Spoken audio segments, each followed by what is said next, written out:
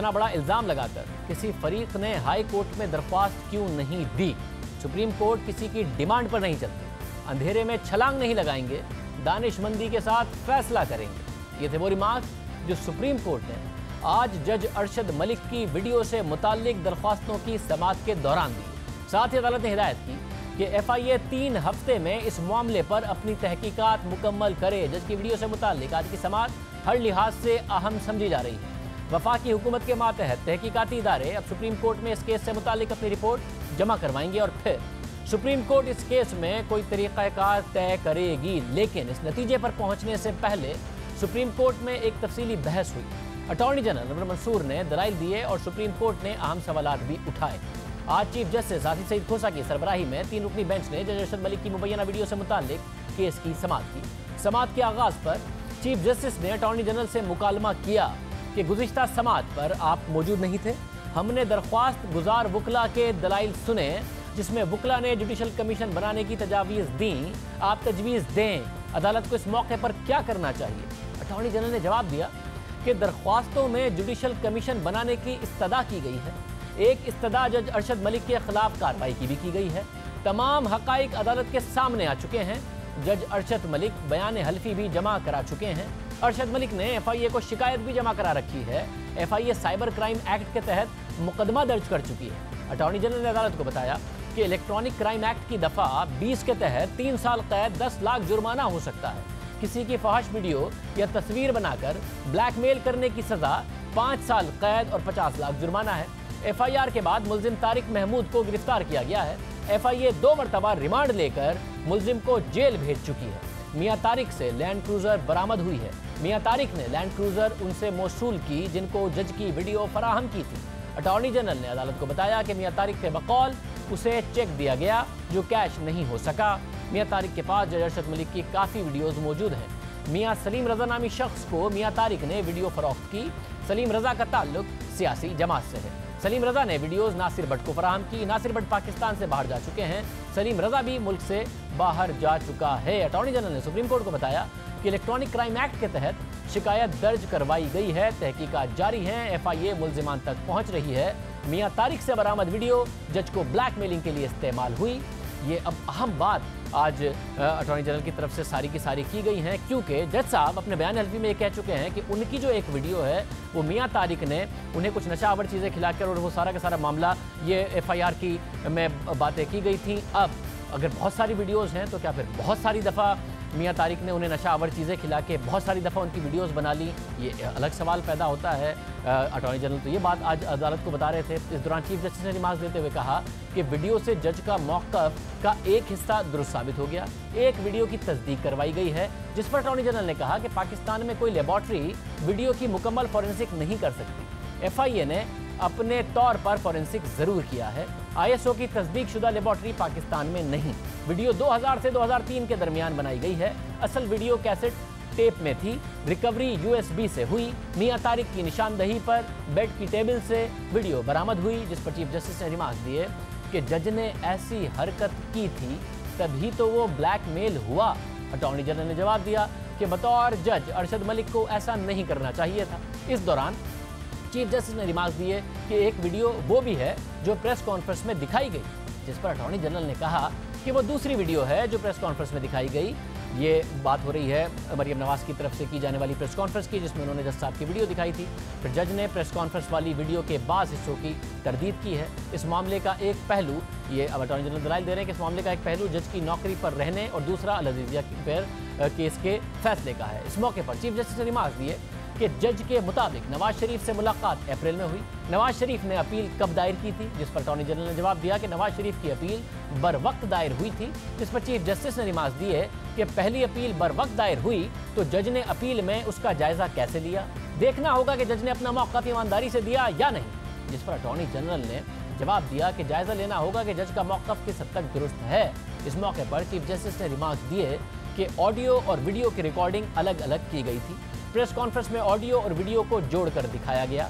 Audio video mix करने का मतलब है असल मवाद नहीं दिखाया गया, जिस पर अटॉर्नी जनरल ने अदालत को बताया कि प्रेस कॉन्फ्रेंस वाली असल वीडियो को रिकवर करने की कोशिश की जा रही है, जज ने दस्तयाब कानूनी फोरम से रुजू कर रखा है। जज के पास दूसरा रास्ता तौहीन अदालत और नैब के कानून की दफा 16B का है, जिस पर चीफ जस्टिस ने रिमार्क दिए कि नैब कानून की दफा 16B के तहत सजा का इख्तियार अदालत को दिया गया है, जिस पर अटॉर्नी जनरल ने कहा कि पेमरा कानून की दफा 20 के तहत भी कार्रवाई हो सकती है। उस पर चीफ जस्टिस ने रिमार्क दिए कि पेमरा कानून का इतलाक तो टीवी चैनल्स पर होता है।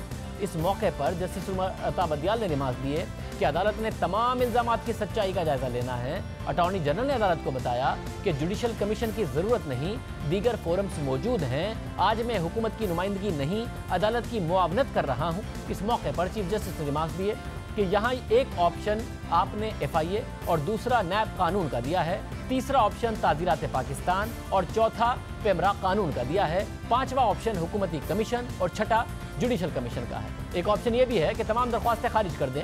आखिरी ऑप्शन ये है कि अदालत खुद फैसला करे। इस मौके पर अटॉर्नी जनरल ने अदालत को बताया कि दरख्वास्तों पर कार्रवाई से हाई कोर्ट में अपील मुतासिर होगी। वफाकी हुकूमत ने वीडियो स्कैंडल से मुतालिक दायर दरख्वास्तों की मुखालफत की है। कानूनी फोरम दस्तयाब है तो कमीशन बनाने की जरूरत नहीं, जिस पर चीफ जस्टिस ने सवाल किया कि किसी ने हाई कोर्ट में कोई दरख्वास्त नहीं दी, हालांकि मुल्जिम जेल में बैठा है। अगर रिहाई के लिए वीडियो मंजर आम पर लाई गई तो हाई कोर्ट में कोई दरख्वास्त क्यों नहीं दी? कोई कमीशन या पेमरा एहतसाब अदालत का फैसला नहीं खत्म कर सकता। शवाहिद का जायजा लेकर हाई कोर्ट में नवाज शरीफ को रिलीफ दिया जा सकता है। जुडिशल कमीशन सिर्फ राय दे सकता है, फैसला नहीं दे सकता।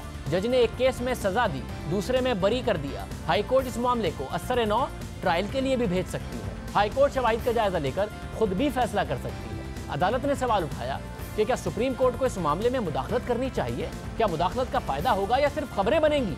चीफ जस्टिस ने पूछा कि क्या जज का सजा देने के बाद मुजरिम के घर जाना दुरुस्त है और FIA की इंक्वायरी कब तक मुकम्मल हो सकती है, जिस पर अटॉर्नी जनरल ने बताया कि तहकीकात में 2 से 3 हफ्ते लगेंगे। चीफ जस्टिस ने रिमार्क दिए कि तमाम शवाहिद का जायजा लेंगे, किसी का नुकसान नहीं करेंगे। FIA 3 हफ्तों में तहकीकात मुकम्मल करेगी। अटॉर्नी जनरल FIA की तहकीकात को जल्द मुकम्मल करवाएं। चीफ जस्टिस ने रिमार्क दिए कि हम अंधेरे में छलांग नहीं लगाना चाहते, हम मुख्तलिफ ऑप्शंस पर गौर कर रहे हैं। कुछ लोग चाहते हैं कि हम अंधेरे में छलांग लगाएं, हम अंधेरे में छलांग लगाने वालों में से नहीं हैं। सुप्रीम कोर्ट किसी की डिमांड पर नहीं चलती। हैरत है, इतना बड़ा इल्जाम लगाकर अभी तक हाई कोर्ट से रुजू नहीं किया गया। इस केस में रिलीफ तो सिर्फ हाई कोर्ट ही दे सकती है। हम दानिशमंदी के साथ सोच समझकर किसी नतीजे पर पहुंचेंगे। FIA की इंक्वायरी मुकम्मल होने पर ही तय किया जा सकता है कि हमें कहां जाना है। अटॉर्नी जनरल FIA इंक्वायरी 3 हफ्ते में मुकम्मल करवाने की कोशिश करें, जिसके बाद अदालत ने जज अरशद मलिक की वीडियो से मुताल्लिक केस की समाअत 3 हफ्तों के लिए मुलतवी कर दी। इन 3 हफ्तों में FIA अपनी जारी इंक्वायरी को मुकम्मल करेगी। वीडियो का जायजा होगा, सुप्रीम कोर्ट में रिपोर्ट जमा करवाई जाएगी, जिसके बाद सुप्रीम कोर्ट इस मामले में कोई तरीकाकार तय करेगी और हिदायत देगी कि इस मामले में क्या करना चाहिए। जबकि अहम बात यह है कि सुप्रीम कोर्ट ने आज की समाअत में बार बार ये इशारा दिया कि अगर कोई रिलीफ मिल सकता है नवाज शरीफ साहब को तो वो हाई कोर्ट ही दे सकती है। लेकिन इतना बड़ा इल्जाम लगाकर किसी फरीक ने हाई कोर्ट से रुजू ही नहीं किया। जज अरशद मलिक ने तो कानूनी ऑप्शन इस्तेमाल कर लिए हैं। FIA तहकीकात कर रही है। इस तहकीकात में नून लीग के रहनुमा भी मुश्किल में आ सकते हैं।